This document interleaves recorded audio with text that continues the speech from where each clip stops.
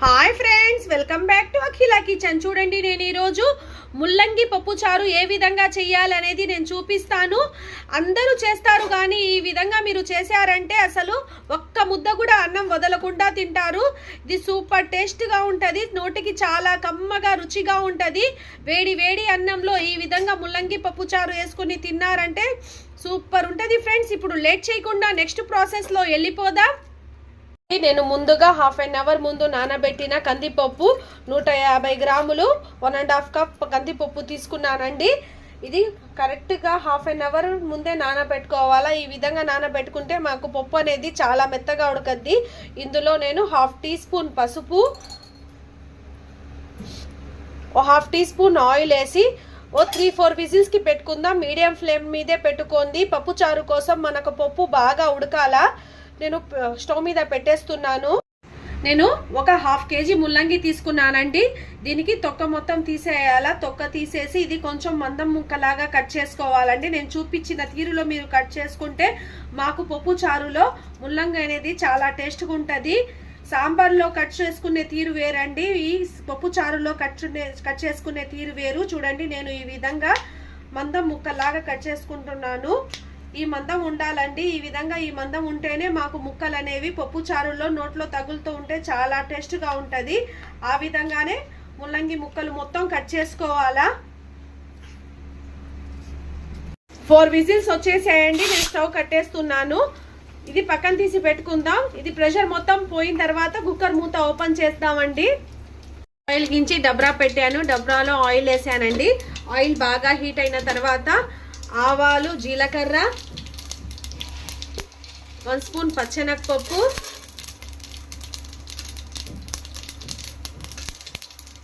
కరివేపాకు, కట్ చేసుకున్న ఆనియన్ వేసుకోవాలా. పచ్చిమిర్చి చీలికలు ఈ విధంగా వేసుకొని ఇందులోనే కొంచెం ఇంగువ, 4 వెల్లుల్లి రెబ్బలు ఈ విధంగా దంచి వేసుకోవాలా. ఇది రంగు మారకుండా కొంచెం మగ్గించుకుంటే సరిపోద్ది ఆనియన్స్ అనేవి.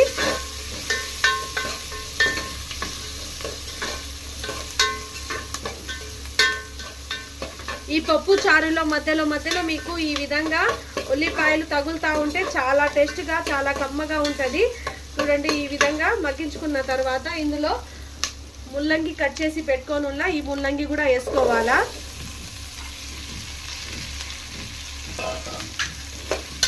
ఈ ముల్లంగి కూడా ఇందులోనే ఈ ఆయిల్లోనే కొంచెం ఫ్రై చేసుకోవాలండి.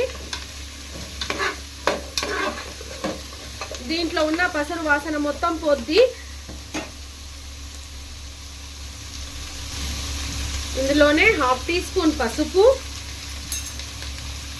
1 teaspoon red chilli powder, మీ స్పైసీనెస్ని బట్టి వేసుకోండి. ఇందాక నేను కట్ చేసి పెట్టుకున్న టమాటాలు, ఈ టమాటాలు కూడా ఇందులోనే వేసుకుందాం. ఈ విధంగా ఇందులోనే ఈ విధంగా కొంచెం పోపులో మగ్గించుకుందామండి. ఈ విధంగా మగ్గించుకుంటే మాకు ముల్లంగిలో ఒక రకమైన వాసన ఉంటుంది. ఆ వాసన పోయి చాలా టేస్ట్గా ఉంటుంది పప్పు చారులో. మీకు మాడినట్టు అనిపిస్తే కొంచెం వాటర్ వేసుకోండి, హాఫ్ గ్లాస్ వరకు.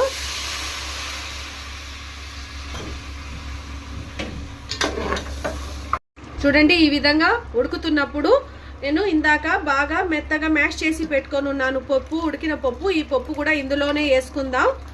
ఈ పప్పు వేసుకున్న తర్వాత ఇందులో నేను ఇప్పుడు 1/2 లీటర్ వాటర్ వేసుకోండి, ఎక్కువేం అవసరం లేదు. చూడండి, ఈ విధంగా 1/2 లీటర్ వాటర్ వేసుకొని ఈ ముల్లంగి కొంచెం మగ్గేదాకా ఉడికించుకుందామండి. చూడండి, మాకు స్ట్రక్చర్ కూడా ఏ విధంగా ఉందో. నేను 3 విజిల్స్కి పెట్టాను కదా, పప్పు బాగా ఉడికిపోయింది. ఉప్పు కారం మొత్తం ఇప్పుడే టేస్ట్ చేసుకోండి. ఏమైనా తక్కువ ఉంటే వేసుకోవచ్చు. నాకు కొంచెం సాల్ట్ తక్కువ అనిపించింది, నేను కొంచెం సాల్ట్ యాడ్ చేస్తున్నానండి.